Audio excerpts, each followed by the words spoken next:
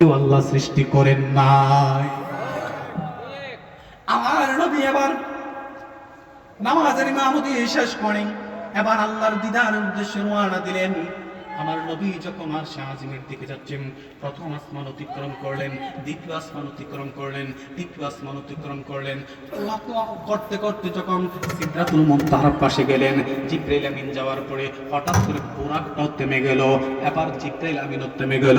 জিবরাইল আমিন ডাক দিয়ে বলে, ইয়া রাসূলুল্লাহ, আর সামনে যাওয়া আমি জিবরাইলের পক্ষে সম্ভব না। বুরাকও সামনে যাবে না, আমি জিবরাইলও একটা কদম সামনে দিতে পারবো না। আমার নবী ডাক দিয়ে বলে, জিবরাইল রে, তুমিও যদি না যাও, বুরাকও যদি না যাই, আমি নবী কেমন করে যাইব? জিবরাইল কই, নবী গো, আমি জিবরাইল যদি এর চাইতে আরেকটু সামনে একটা কদম রাখতে চাই, আল্লাহর নূরের তাজাল্লিতে আমি জিবরাইল পুরে চার হার হয়ে যাব। নবী আমার ডাক দিয়ে বলেন, জিবরাইল, তুমি নূরের জিবরাইল হওয়ার পরে একটু সামনে যদি যাও, যদি আল্লাহর নূরের তাজাল্লিতে পুরে চারহার হয়ে যাও, আমি নবী যদি একটু সামনে যাই, আমি কি আল্লাহর নূরের তাজাল্লিতে পড়ব না?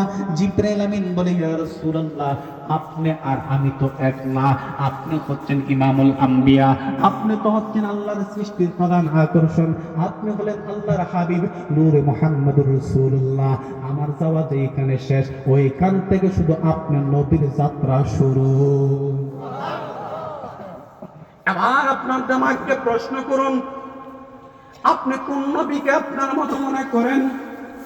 নবীর হাত আছে, আপনার হাত আছে, আপনার মুখ আছে, নবীরও মুখ আছে, আপনার কান আছে, নবীরও কান আছে, নবীরও বউ আছে, আপনারও বউ আছে, নবীও বাজারও যায়, আপনিও বাজারও যান, এজন্য আপনি বলেন নবী আপনার মতো।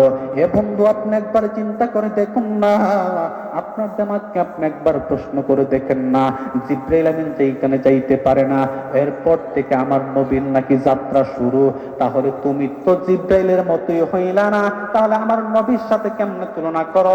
জিবরাইলের যাত্রা যেখানে শেষ, আমার নবীর যাত্রা নাকি মাত্র শুরু। আমার বন্ধুজিরা, আমার নবী এবার যাত্রা শুরু করলেন, আরশে আজিমের নিকটবর্তীতে গেলেন। আমার নবী কামলে আলম রাহমাতুল লিল আলামিনের কদম মুবারকের মধ্যে তখনও আমার নবীর জুতা মুবারক লাগানো। সুবহানাল্লাহ বলবেন না? আরশে আজিমের ওঠার আগে আমার নবী জুতার মধ্যে হাত দিলেন জুতাটা খোলার জন্য। আল্লাহ ডাক দিয়া বলে, বন্ধু, ও আমার হাবিব, আপনি জুতার মধ্যে হাত দিলেন কেন? বলে, ইয়া আল্লাহ, আমি জুতা খুলে আপনার আরশে আজিমের মধ্যে কদম রাখতে চাই। আমার আল্লাহ ডাক দিয়া কই, হাবিব গো, আপনি জুতার মধ্যে হাত দিবেন না, আপনি জুতা খুলবেন না গো হাবিব, আপনার জুতার দুনি দিয়া আমার আরশে আজিমকে দণ্ড করার জন্য আপনাকে মক্কার জমিন থেকে জুতা পড়াইয়া আমি আল্লাহ তাআলা আরশে আজিম পর্যন্ত উঠাই নিয়ে আসছি।